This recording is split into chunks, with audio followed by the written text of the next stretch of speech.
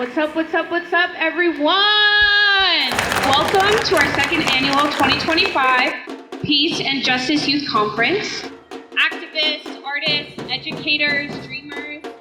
We're here to learn from each other, yes, but also to build momentum for work that still needs to be done. Because justice doesn't happen overnight, and it doesn't happen in isolation.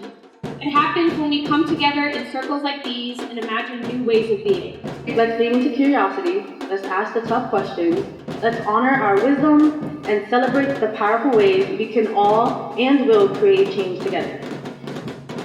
It was Dr. King who said that hate is too heavy a burden to bear, and that I've decided to choose love. When I say freedom, you say justice, freedom, freedom. When I say justice, you say freedom, justice, justice. I don't care if you're 12, 13, 14, 15, 16. I don't care if you can't vote. The civil rights movement was led by young people. The people like you have the answers because you come from community. You know about the struggle. How warm my heart is every time I'm in a space with young people and I get to go back to the table and I said, y'all got it wrong. This is what the young people need. This is what they're asking for.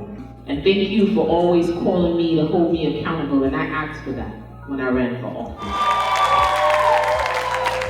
Teaching people how to be accountable when you're still figuring out how to figure yourself, holding space for someone else's grief when you haven't dealt with your own, and trying to practice radical love when you don't always feel worthy of it. Sometimes you'll be facilitating a circle on healing while you're actively trying not to cry about something that you haven't told anyone.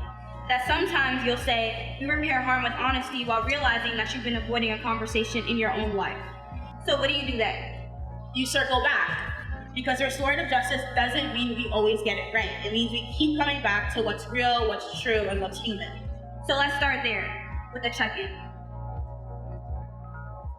I remember it was a time where I was wearing my hijab, like it was an overgarment, like it was covering my whole body, like from my head to my feet. One of the deans, she tried to address me about what I was wearing. We have school uniform, and I was like, okay, I put a cardigan over it, but she wanted me to wear pants over the overgarment. So I said I can't do that. So that's when she pulled me into the office, and they were trying to tell me oh, you have to change or you're getting suspended. You're gonna stay inside the in-school suspension room. Or you change. So I refused to change. And I remember I was so emotional because number one, I'm fasting and I'm literally not disturbing anybody. I'm going to class trying to do my work. I said, okay, it's giving y'all Islamophobic. They was oh no, we're not Islamic. They were basically trying to disregard how I felt. And they didn't care, so I just left. School staff expect you to come to school and leave everything else that affects your life. Not at home. That's not realistic though. Yeah. It's not. You have to fight hard in that school to get your voice heard. And that's the thing that I hate. Whoa, over there, hey, over there, hey, over there, hey, do the hand.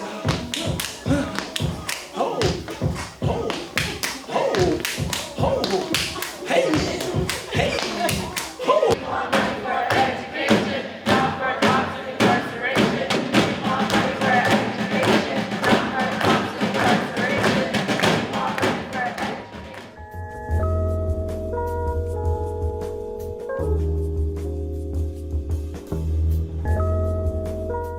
All year, we've been fighting for a moral budget that expands school-based RJ and social-emotional supports. We are calling on the city to invest $80 million to hire school-based restorative justice coordinators. We're not just asking schools to cherry-pick their favorite teacher to be one of these coordinators. We are asking for RJ-focused staff. We don't just want restorative justice to be an add-on to the budget if we get lucky that year, but to be a central part of school culture and academics. Restorative justice in schools is extremely important, especially when the very real alternative is the school to prison pipeline and having police in schools and super disciplinary methods. So with restorative justice, people can talk face to face and it's really taking people as human, not just you do a bad thing and you get punished.